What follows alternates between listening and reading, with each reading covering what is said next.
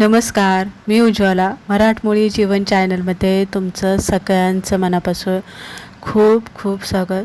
बाहेर खूप मुसळधार पाऊस पडतो आहे. आखाड महिना चालू झालेला आहे आणि या थंडगार वातावरणामध्ये चहा हमेशा होत असतो, पण चहाबरोबर नुसता चहाच नाही प्यायचा, तर आज आपण चहाबरोबर खाण्यासाठी खुसखुशीत अशी कचोरीच्या टेस्टची मटकीची पुरी कशी बनवायची ही रेसिपी बघते. त्यासाठी 1 वाटी मी मोड आलेली मटकी घेतलेली, धने, जिरे, बडीशेप, ओवा अर्धा अर्धा चमचा घेतलेला आहे, आलं, लसूण, हिरवी मिरची, कढीपत्ता इथे मी घेतलेला आहे. तुम्हाला थोडीशी यामध्ये कोथिंबीर घालायची असेल तर कोथिंबीरसुद्धा तुम्ही इथे घालू शकता. हिरव्या मिरच्या मी इथे 5-6 घेतलेल्या आहे, आलं थोडंसं 1 इंच तुकडा घेतलेला आहे, 5-6 लसूण पाकळ्या घेतलेल्या आहे आणि यामध्ये तुम्ही पुदिनासुद्धा घालू शकता जर तुम्हाला घालायचं असेल तर. पण मी इथे कढीपत्ता घालून घेतलेला आहे. नंतरनं हे सगळं मिक्सरच्या भांड्यामध्ये घालून घ्यायचं, एकत्र मटकी वगैरे घालून घ्यायचं, थोडंसं पाणी घालायचं आणि एकदम फाईन अशी याची पेस्ट आपल्याला इथे करून घ्यायची. तुम्हाला जितकं बारीक वाटतं आहे तेवढं. नंतरनं यामध्ये आपले मसाले घालायचे, लाल तिखट, हळद, हिंग, गरम मसाला घाला, कांदा लसूण मसाला घाला, घरगुती कोणता मसाला केला असेल तर तो मसाला तुम्ही इथे घालू शकता आणि त्यानंतरनं हिंग यामध्ये आवर्जून घाला. आमचूर पावडर आपल्याला 1 चमचा घालायचा आहे, ज्यामुळे पुरीची जी टेस्ट आहे ना ती खूप छान लागते आणि मटकी जरासा उग्र असते, त्यामुळे तिची उग्र अशी चव लागत नाही आहे. चवीप्रमाणे 1 मोठा चमचा भरून मीठ घातलेले आहेत. नंतरनं यामध्ये आपल्याला बारीक चिरलेली कोथिंबीर घालायची आहे आणि वरून थोडंसं आपल्याला यामध्ये पाणी घालून हे सगळं चांगलं मिक्स करायचं आहे. सगळ्यात पहिलं हे लक्षात ठेवा. आणि पाणी यामध्ये आपल्याला जास्त घालायचं नाही आहे, अगदी थोडंसं पाणी आपल्याला यामध्ये घालायचं, जेणेकरून हे जरासा मिक्स होईल या पद्धतीने. आता इथे पाण्याचा वापर आपल्याला अजिबात जास्त करायचा नाही. एवढ्याच याच्यामध्ये आपल्याला पीठ मळून घ्यायचे. आणखी खुसखुशीत कुरकुरीत होण्यासाठी 1 वाटी आपल्याला बारीक रवा यामध्ये घालायचा.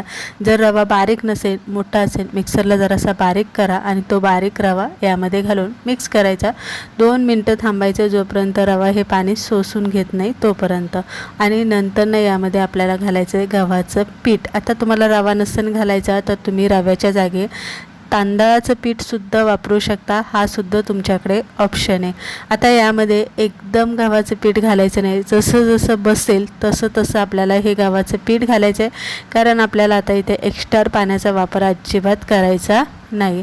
घट्टसर जसं आपण पुरीला गोळा मळून घेतो अगदी त्याच पद्धतीने आपल्याला हा घट्टसर गोळा इथे मळून घ्यायचा आहे. आता इथे एक गोष्ट आणखी तुम्हाला सांगायची राहिली, यामध्ये 1 चमचाभर तेलसुद्धा तुम्हाला घालायचं आहे, जे मी घातलं पण तुम्हाला दाखवायचं मी विसरून गेलेले, ज्यामुळे तेलामुळे सुद्धा पुरीना एकदम खुसखुशीत आणि खास्ता होते. त्यामुळे 1 चमचाभर तेल तुम्हाला इथे घालून घ्यायचे. आता जसं जसं बसेल तसं जसं पीठ मी इथे मळून घेतलेलं आहे.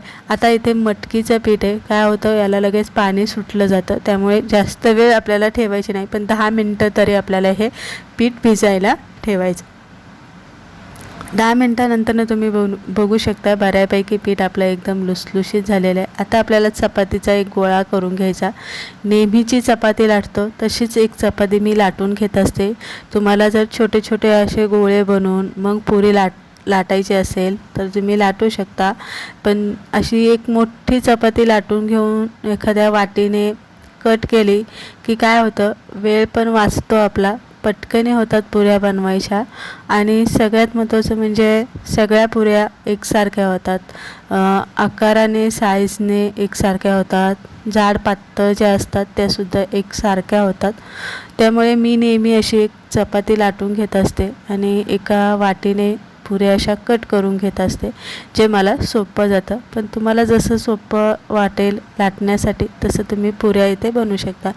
पण इथे मटकीच्या पुऱ्या बनवते. पुऱ्या आपल्याला इथे पातळ बनवायच्या आहे. नेहमीच्या पुऱ्या आपण थोड्याशा जाड बनवत असतो, पण इथे मटकीच्या ज्या पुऱ्या आहेत त्या आपल्याला पातळ लाटायच्या आहे, कारण त्या अशा कुरकुरीत थोड्याशा वाटल्या पाहिजे, खुसखुशीत वाटल्या पाहिजे.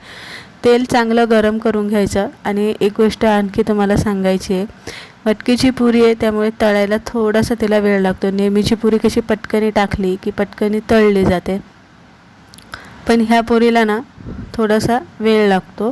तिला हलकासा असा सोनेरी ब्राऊन कलर आला की मग काढून घ्यायचं. तेल मात्र ह्या पुरी तळण्यासाठी चांगलं तापलेलं पाहिजे, पुरेसं पाहिजे. बघू शकता एकदम टम फुगल्या जातात. ते बनवून सारखा फुगलेला आहे, खुसखुशीत झालेला आहे. प्रवासात घेऊन जाऊ शकता. 3-4 दिवस तुम्ही ही पुरी खाऊ शकता. ट्रिपसाठी घेऊन जाऊ शकता, मुलांना डब्यावरती बनवू शकता, नाश्त्यासाठी बनवू शकता.